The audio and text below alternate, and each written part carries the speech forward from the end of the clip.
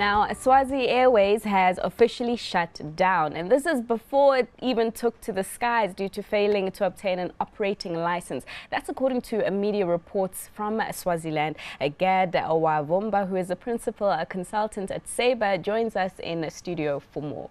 Gad, thanks so much for your time. Thank you, Fifi. Appreciate it. So, thanks. Great. So this was a bit surprising for me. So I read this headline to say that they have shut down. They were supposed to launch in February, Right. but they didn't. Exactly. What's going on there? Yeah, very unfortunate circumstance. You Right. know, it's very tough, number one, to even operate or start a carrier in the continent, given the fact that there's so many risks. But this particular carrier, they had a lot of issues, number one, with investment. Number two, trying to get the operation going. It's very tough to start a carrier with only one or two aircraft. That was their assets at the time. Yeah. And number three, the Swaziland demand is very, very small. So if you think about the amount of traffic between Swaziland and the entire world, it comprises of around 100 passengers a day.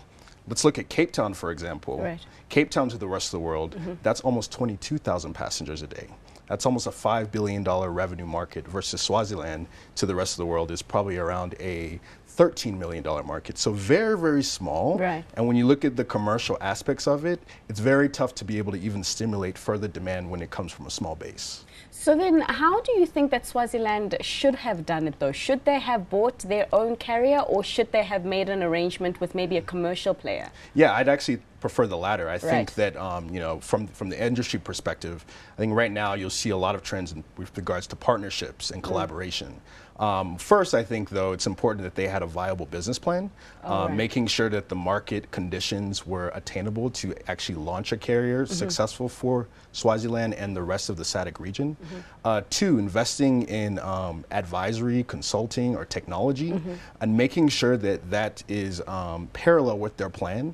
And then three, looking at those partnerships. So if they are to start a carrier, you know, would they partner with potentially South African Airways, or would they potentially partner up with a Middle Eastern carrier that operates into the region?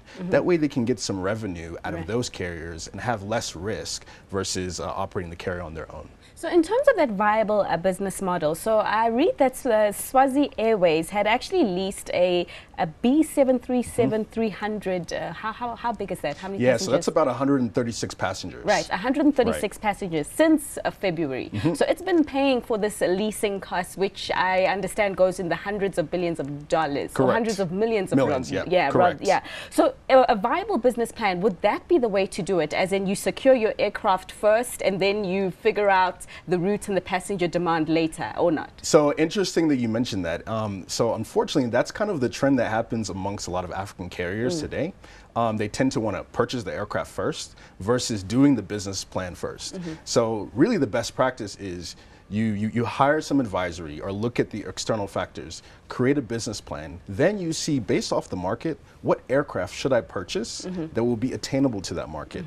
Now remember I mentioned 100 passengers a day from Swaziland to the world, yet you're purchasing an aircraft that holds 136. Okay? Yeah, no. So it's very, very unviable from that perspective, and it's important to do the market characteristics, do the network planning first, then see what type of aircraft should we purchase instead of purchasing those millions of dollars for the aircraft and then saying, oh, well, let's see how it works. I can imagine what that's going to cost the taxpayers. But Gad, you were saying in your notes that this is the 5th state-owned airline to go under since 2016. So that's not even 2 years, right? Yep. What are the main or the common problems there? Yeah, so I think first is the skills gap. Right. So there's a massive skills gap with regards to the airline industry and other industries. The airline industry is very specific. It's very, very detailed. And it's one of those industries that you really have to learn kind of on the job, but have experience from other carriers per se. And that's lacking here in Africa.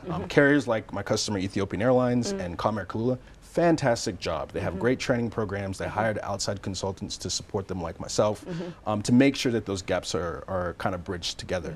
The second thing is the market characteristics. So Africa's very challenging right now. IATA forecasts the African region to be the only region globally to have a negative profitability.